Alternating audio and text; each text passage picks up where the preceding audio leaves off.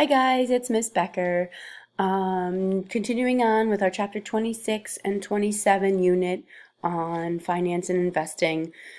At some point, you guys are going to want to dabble in the financial system, whether it's to deposit your money, take out a loan for a car, maybe for student loans, a mortgage, maybe put money into your retirement, begin your retirement system. As we discussed in chapter 26, we discussed what the financial system is and how that it coordinates the economy's savings and investments, right? One person's savings is another person's investment that we talked about last chapter. And that helps determine the economy's growth. Okay. In this chapter, we are going to discuss what how people's decisions are going to be made and how they participate in the financial market. Okay. We're going to talk about the present value of money and how that definitely makes your decision. So, like, for example, if I were to offer to give you $100 today or $100 2 years from now, you're going to want that $100 today. Okay. Not only because you're just going to want the money, but because when we talk about present value, guys, I'm sorry. You know what? I'm going to do it this way because I keep redoing this presentation because my computer keeps bugging out on me. So that $100 that you're going to want today, you're going to want it today because when you invest it or put it into the bank, even into a savings account, right? You're going to make more money on it than if you wait and get it 2 years from now, especially because the value of money, the value of a dollar goes down. So 2 years from now, that $100 will not be worth as much. Plus, we can do something called compounding. So when you put your money into, say, a money market or a certain account and you earn compound interest, that means you're going to earn interest on your interest. So, for example, that $100, you put it into a bank and you earn $2 interest, right? So now your balance is 102. Comes time to calculate your interest again, and now they're going to calculate your interest on the $102 instead of on what you originally put in the account. They're going to figure out your interest on the present value, and that's compounding. Okay, so with that, we need to learn how to manage our risk. Okay, so first of all, we need to understand that the two building blocks of finance, the two main concepts to discuss when it comes to finance is time and risk. So it needs to be the right time, and you need to be able to manage your risk when investing your money or saving your money. Right now in our economy, as you know, it's crazy out there. People that have the money are taking advantage of the fact that the stock market is plummeting, and they're buying up all the shares of stock they can, because eventually they know, and it'll take a couple of years, but we will rebound from this. Okay, so time is an important factor. And then risk, of course, depends on your financial situation. It depends on a lot of things, and that's what we're about to talk about. So life is full of risk. We know that everything we do there's some sort of risk to it. Does that mean you should avoid risk? No, it just means you need to be smart about it. It just means you need to think about things before you make decisions, especially when it comes to your finances, especially if you don't have a lot of money, right? Economists have come up with this concept of utility. So for most of us, we're going to avoid risk aversion. We're going to try, we like uncertainty. So we're going to try to manage that risk. For others, they have a concept called utility, which is measuring someone's satisfaction subjectively. So the more wealth somebody has, like the more money that they have, the more risk they're willing to take, right? So this utility means person's subjective measure of well-being or satisfaction. Okay, every level of wealth provides a certain amount of utility. And there's a little chart we got here. Come on, there we go. That just kind of shows you the graphs we've been looking at. So the left side here is the utility, on the bottom it's the current wealth.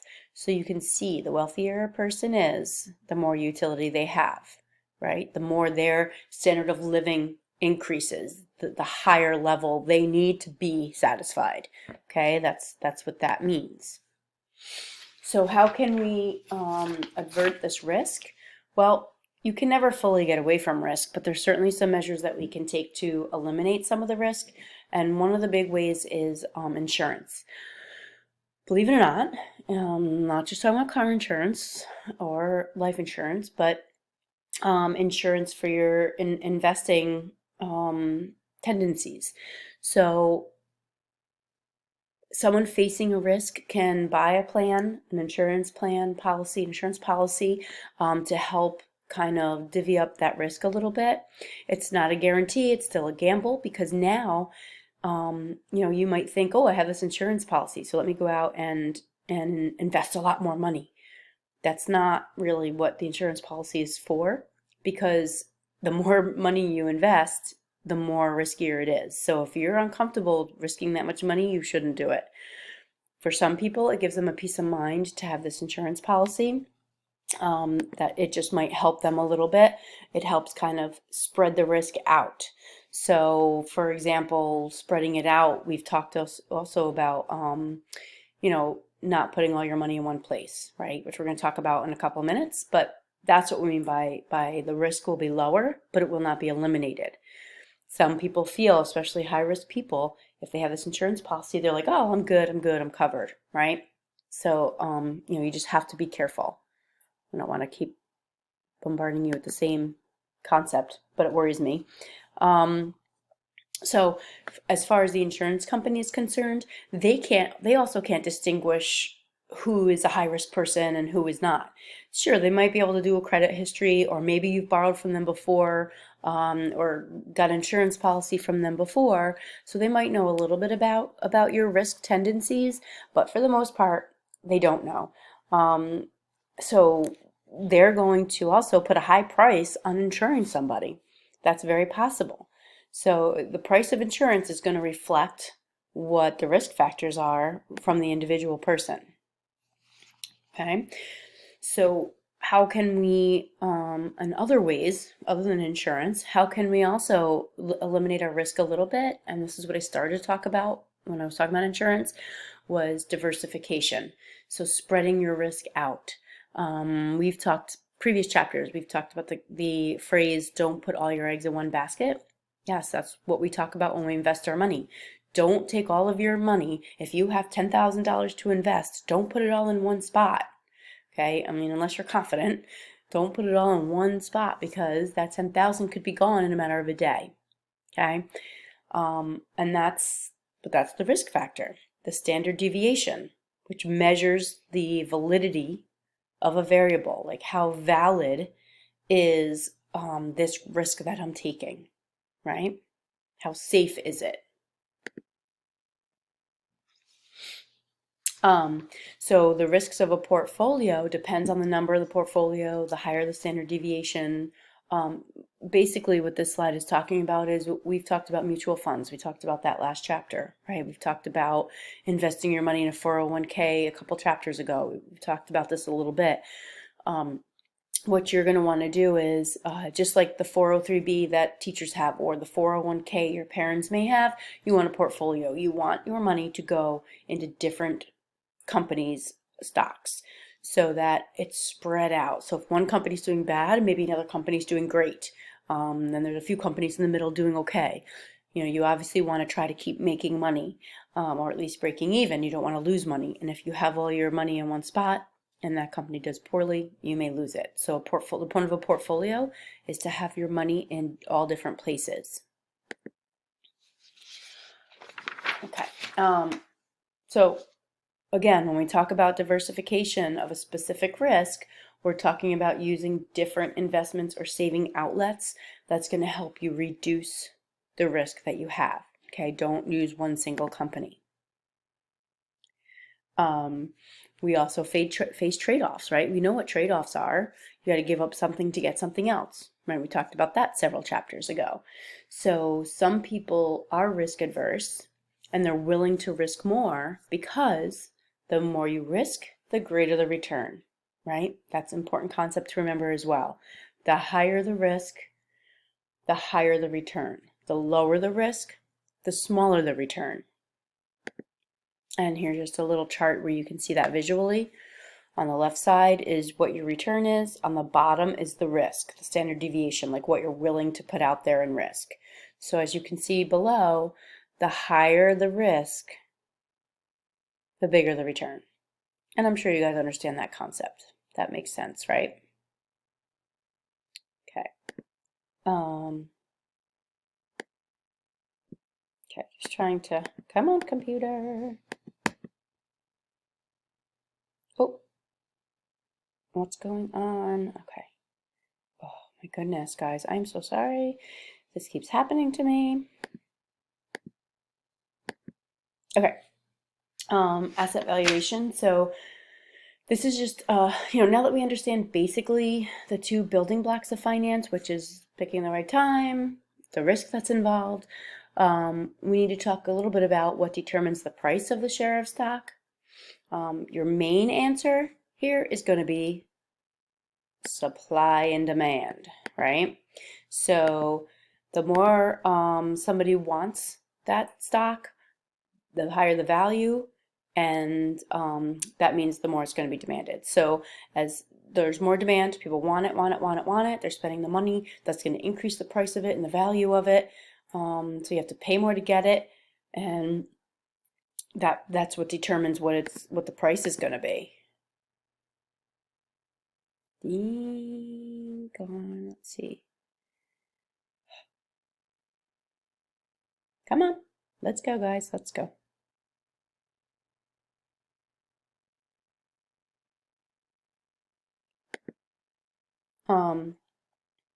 Okay, so supply and demand. So the value of an asset, right, is going to be its present value of the cash flow that the owner receives for the share of stock, which is what we just talked about. That means whatever people are willing to pay for that share of stock is what's going to put a value on that share of stock. So the more people that want it at that price is going to cause the price to increase for that stock, which in turn is going to increase the value of that stock. Okay. Sorry, I just have to see where I am because of my computer not cooperating with me. Okay, so in addition to what people are willing to pay, companies, when they're figuring out the value of their stock, is also thinking of what we've talked about before, which is the psychological effects, right? So when people see that the stock market's dropping, oh my gosh, everybody panics, but then they're like, wait, the value of the stock is going down, so this means I can buy more. I can get in there and I can buy more. And they look at the psychology behind it, and they look at what, it's partly psychological. You see right here, fluctuations in stock prices are partly psychological. So people are taking a look at, or companies are taking a look at what people are thinking and what they're going to go through psychologically so that they can put a value on their stocks, knowing that people are going to be like, oh my gosh, this is crazy. Like the prices are going down. Let me buy more. And then that starts to drive the prices up. Okay, so the price of an asset, when it's above its fundamental value, that means that they're kind of experiencing a bubble. Like what's going to happen with our economy now is people are going to want to buy all the shares of stock. They're going to want to go in there and they're going to want to buy those shares up because the prices are low, which is going to eventually cause everything to increase significantly once this starts to get better and our economy starts to get better. Okay, guys, so that was chapter 27. Time and risk, very important when it comes down to figuring out your finances and where you want to put your money and invest your money or save your money, however you want to spend it. I hope that these presentations are helping you. And please, please, please contact me if you have any questions. Otherwise, we'll keep plugging along. I know that I put the two chapters together, so it almost seems overwhelming to have the classwork and the textbook for both chapters right up front. But we're still taking the same amount of time to do them, so you'll be fine. And we'll take the open book test on this in the end of next week. And of course, I'll give you a few days to do that. So let me know if you have any questions, guys. Thank you. Stay safe and healthy, and hopefully I'll see you soon. I miss you guys. Bye.